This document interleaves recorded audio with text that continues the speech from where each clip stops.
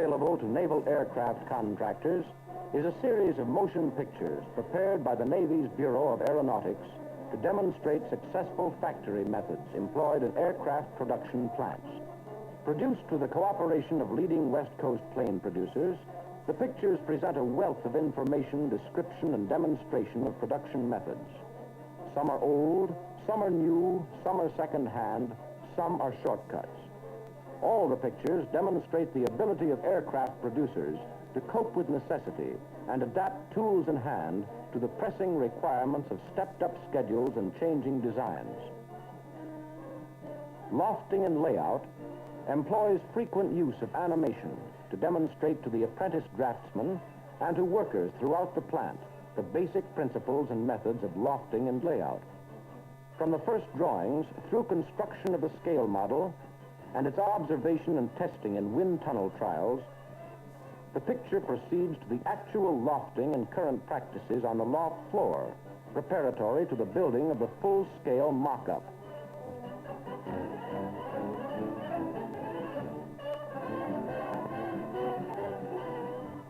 Template reproduction reviews and illustrates with animated drawings supplementing photography the successful practices used by the aircraft industry in the reproduction of templates.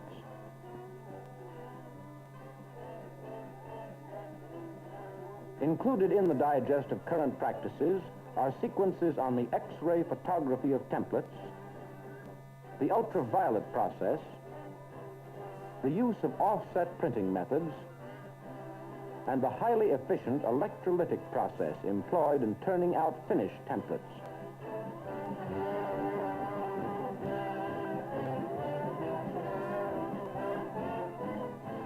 Mock-up and tooling covers the preparation of full-scale mock-up, revision and preparation of templates, and some of the many different methods practiced in the production of dies.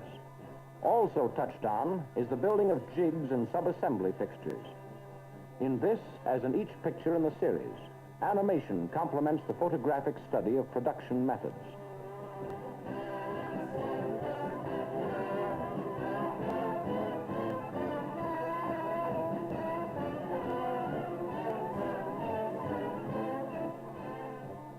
Bending and curving presents many examples of the ingenuity of production managers and individual workers in getting jobs done with the tools available, shortcutting delays that might be involved in retooling or the installation of new machinery.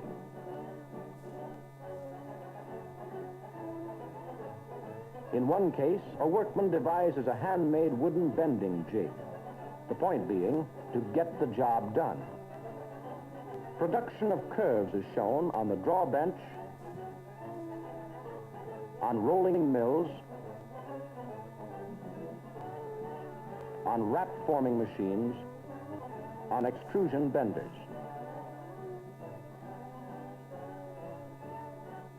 Many hand methods supply a production now, where automatic machine methods could only produce parts later. This series of pictures does not presume to debate the eventual perfection of automatic machinery, but is intended only to present some of the many varied methods by which producers are doing it now and meeting requirements successfully. Forming methods shows the production of formed parts. Some of the methods shown are the tedious and old-fashioned hand methods often required by today's emergencies. Others demonstrate applications of drop hammer forming of sheet metal, or the more intricate machinery used in the forming of magnesium alloys on gas-heated dies, and the use of the stretch press. Operation and functioning of hydraulic presses are covered in detail. And here is the still-working, hard-working original press, which had a hand in producing the first flying fortress. Just one of the many features of the picture forming methods. Another picture devoted to the forming of aircraft parts, blanking and punching, reviews many of the processes in use from the simple nibbler to the big punch presses or the huge circumferential hydraulic punch, affectionately known to its operators as the octopus.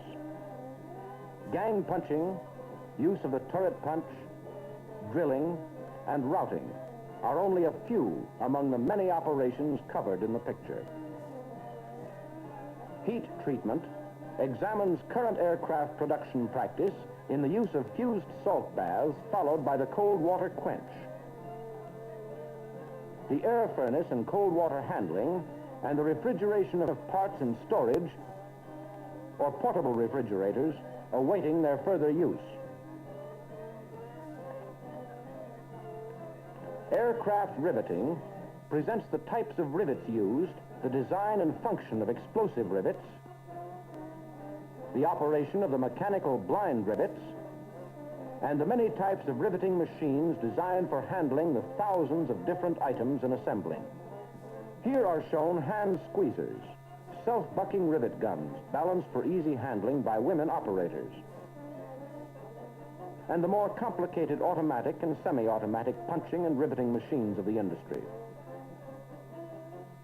With modern planes requiring as many as 100,000 and sometimes 350,000 rivets, the importance of a comprehensive picture of riveting is obvious. Use of welding in aircraft construction varies from 10 to 80% of the total assembly.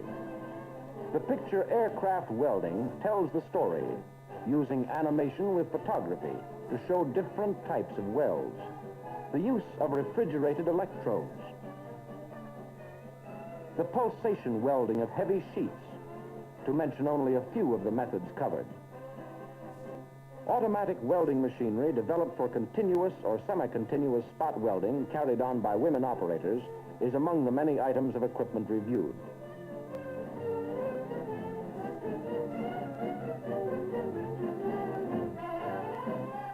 Supplementing and confirming the subject matter of the motion pictures are some 24 texts which permit more detailed study of methods included in the films. To everyone on the aircraft production front, both pictures and texts offer a stimulating summary of the jobs to be done and some of the ways in which they are being done today. Films are available free of charge to all firms holding contracts for the production of naval aircraft, either prime or subcontracts. Texts are available in quantity for a small handling charge.